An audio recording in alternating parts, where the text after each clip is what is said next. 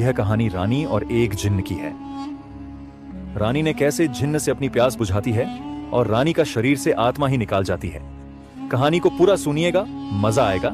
तो चलिए कहानी को शुरू करते हैं। बहुत समय पहले एक विशाल और शक्तिशाली राज्य था जिसके नाम कामराज्य था। यह राज्य अपनी समृद्धि और भव्यता के लिए प्रसिद्ध था। सोने से जड़े महल, हरियाली से भरे जंगल और सुख संपत्ति से भरा जीवन, यह सब इसे एक परीकथा जैसा बनाते थे। लेकिन इस राज्य की सबसे बड़ी शोभा थी उसकी रानी, रानी समृद्धि। रानी समृद्धि ऐसी सुंदर थी कि उसकी सुंदरता की तुलना स्वर्ग की अप्सराओं से की जाती थी। उसकी चमकती आंखें, सुनहरे बाल और रेशमी त्वचा ने हर किसी का मन मोह लिया था। लेकिन रानी की असली ताकत उसकी बुद्धिमानी और राजनीति में गहरी समझ थी।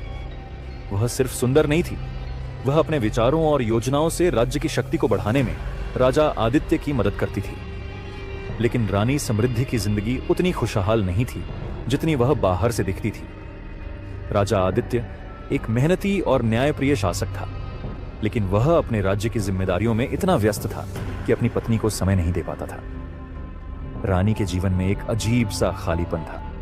महल के अंदर भले ही हर विलासिता मौजूद थी, लेकिन रानी को वह सच्चा सुख नहीं मिलता था जिसकी उसे तलाश थी। उसकी रातें अकेली और ख्वाहिशों से भरी रहती थीं। वह अपने मन में अनगिनत इच्छाएं पालती थी, लेकिन वे कभी पूरी नहीं हो पाती थीं। महल की दीवारों के भीतर कुछ ऐसा था जो बाहर की दुनिया नहीं जानती थी। हर रात रानी अपनी खिड़की से बाहर अंधेरे आसमान को देखती और अपने जीवन की अधूरी ख्वाहिशों को सोचती।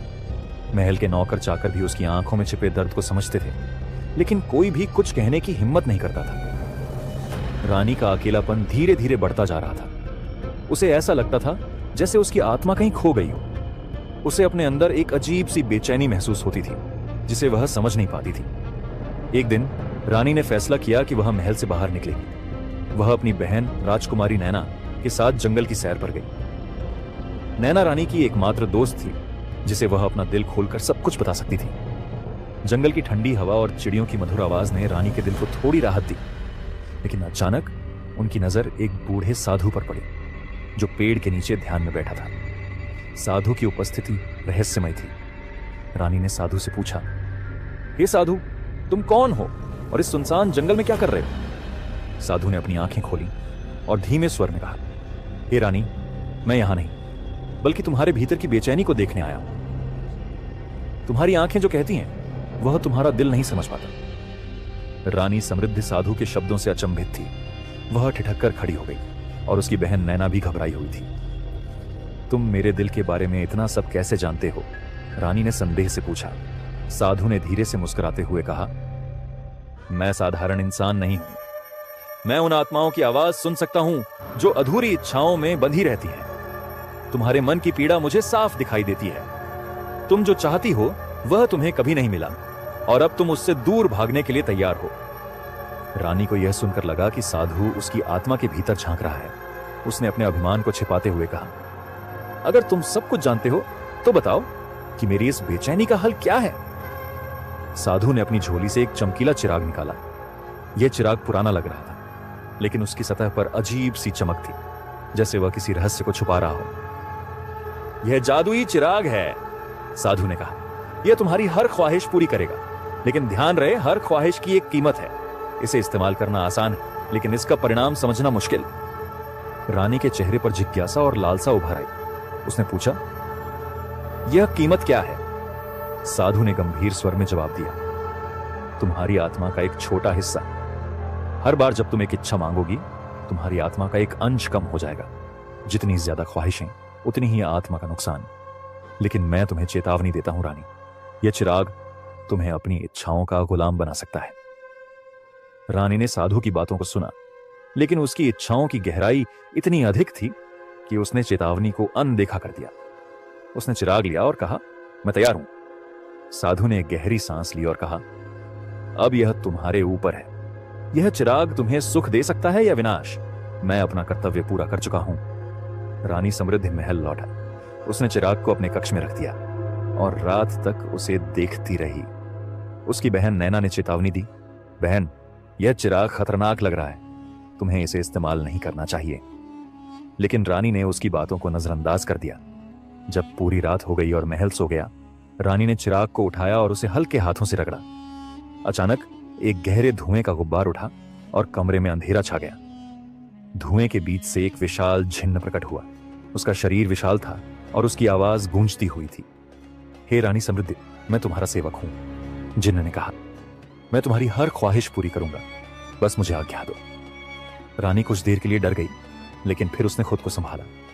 उसकी आंखों में एक चमक आ गई। उसने कहा, मुझे खुशियों का एहसास दिलाओ, मुझे वह सब दो जो मैं चाहती हूं। जिन्न ने अपनी शक्तियों का प्रयोग किया। अचानक रानी के कमरे में सुनहरी रोशनी फैल गई। उसने महसूस किया कि उसके भीतर की अधूरी ख्वाहिशें पूरी हो रही हैं। वह एक गहरी तृप्ति में खो गई। लेकिन अगली सुबह जब रानी जागी तो उसे अपने अंदर एक अजीब सी हल्कापन महसूस हुआ। उसकी आत्मा का एक हिस्सा मानो गायब हो गया हो। उसने इसे नजरअंदाज किया और फिर से चिराग को रगड़ा। रानी ने बार बार चिराग का इस्तेमाल करना शुरू कर दिया। उसने जिन्न से धन दौलत, विलासिता और सच्चे सुख मांगे। महल का हर कोना अब सोने और कीमती रत्नों से भर गया था। राजा आदित्य भी इस बदलाव को नोटिस करने लगा, लेकिन रानी की इच्छाओं के पीछे के रहस्य को समझ नहीं पाया। महल में एक रहस्यमय माहौल बनने लगा। नौकर चाकरों को अजीब आवाजें सुनाई देती। रात को महल के गलियारों में परछाइयां चलती। रानी की इच्छाओं के कारण महल का वातावरण बदलने लगा था।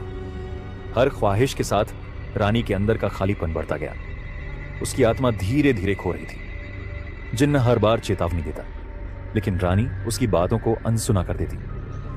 महल में अब सब कुछ बदल चुका था। हर कोने में ऐसी विलासिता थी जो किसी सपने से कम नहीं लगती थी। दीवारों पर सोने की नक्काशी, झूमर से गिरती हीरे की चमक और हर कमरे में असाधारण सुख साधन। महल अब एक जादुई दुनिया जैसा बन गया था। लेकिन इस चमक दमक के बीच डर भी फैलने लगा था। नौकर चाकरों ने कहना शुरू कर दिया था कि महल में अजीब घटनाएं हो रही हैं। रात के समय उन्हें ऐसा लगता जैसे कोई परछाई उनके पीछे चल रही हो। कभी कभी रानी के कमरे से किसी के रोने की आवाज सुनाई देती, लेकिन जब वे अंदर जाते तो रानी अकेली होती। राजा आदित्य ने भी रानी में बदलाव महसूस किया। उसकी आंखों की चमक गायब हो गई थी। वह ज्यादा समय अपने कमरे में बिताने लगी थी और बहुत कम लोगों से मिलती। एक रात रानी ने फिर से चिराग को रगड़ा। धुएं के बीच जिन्न प्रकट हुआ। मालकिन, जिन्न ने गंभीर स्वर में कहा, आपकी आत्मा का बड़ा हिस्सा पहले ही खत्म हो चुका है। हर इच्छा आपको अंदर से खाली कर रही है। मैं आपको चेतावनी दे चुका हूं, लेकिन आप रुकने का नाम नहीं लेती। रानी ने उसे घूरते हुए कहा, मुझे तुम्हारी चेतावनी की परवाह नहीं। मुझे मेरी इच्छाएं पूरी करनी है। मुझे खुशी चाहिए। इस बार रानी ने जिन्न से मांग की, मुझे वह खूबसूरती दो जो समय के साथ कभी ना मिटे। मैं हमेशा जवान और सुंदर रहना चाहती। जिन्न ने एक गहरी सांस ली और कहा, तुम्हारी ख्वाहिश पूरी होगी, लेकिन इसकी कीमत बहुत भारी होगी। जिन्न ने अपनी शक्तियों का इस्तेमाल किया। रानी की सुंदरता और बढ़ गई। वह अब और भी आकर्षक लगने लगी, लेकिन इस ख्वाहिश ने उसकी आत्मा का एक बड़ा हिस्सा छीन लिया। रानी को भी अपने अंदर एक बदलाव महसूस होने लगा। उसे लगता जैसे उसकी इच्छाओं के बावजूद वह अंदर से खाली होती जा रही है। वह जितना ज्यादा मांगती, उतनी ही अधूरी महसूस करती। एक रात रानी को एक अजीब सपना आया। उसने देखा कि वह एक सुनसान रेगिस्तान में खड़ी है। चारों तरफ कोई नहीं था। अचानक एक परछाई उसके पास आई और कहा, तुमने अपनी आत्मा का सौदा किया है। अब तुम अकेली हो। तुम्हारी इच्छाएं तुम्हें खत्म कर देंगी। रानी घबरा कर उठ गई। उसे पसीना आ रहा था, लेकिन उसने इसे केवल एक सपना समझा।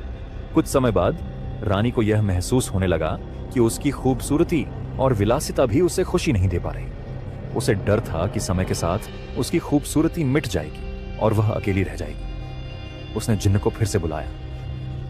मुझे अमृतत्व चाहिए, उसने कहा। मैं हमेशा के लिए जवान और अमर रहना चाहती। मैं कभी ना मरूं और हमेशा दुनिया पर राज करूं। जिन्न ने एक पल के लिए चुप्पी साध ली। फिर उसने कहा, यह आखिरी ख्वाहिश आपकी आत्मा का बचा हुआ हिस्सा भी खत्म कर देगी। आप अमर तो होंगी, लेकिन आत्मा के बिना आप सिर्फ एक खाली शरीर बन जाएंगी। क्या आप इसके लिए तैयार हैं? रानी ने सोचा भी नहीं। उसकी लालसा इतनी गहरी थी कि उसने बिना किसी झिझक के कहा, मैं तैयार हूं। जिन्न ने अपनी शक्तियों का इस्तेमाल किया। कमरे में एक गहरा अंधेरा छा गया। रानी को लगा जैसे उसके अंदर से कुछ निकल रहा है। जब अंधेरा छटा तो रानी को महसूस हुआ कि वह अब अमर है। उसकी खूबसूरती और शक्ति अब हमेशा के लिए थी। लेकिन जल्द ही रानी को एहसास हुआ कि जिन्न ने जो कहा था वह सच था। वह अमर तो हो गई थी, लेकिन उसकी आत्मा अब पूरी तरह खत्म हो चुकी थी। वह अंदर से पूरी तरह खाली थी।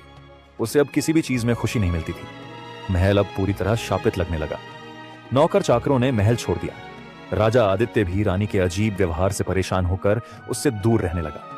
रानी अकेली हो गई। वह अमर थी, लेकिन यह अमृत्व अब एक श्राप बन गया था।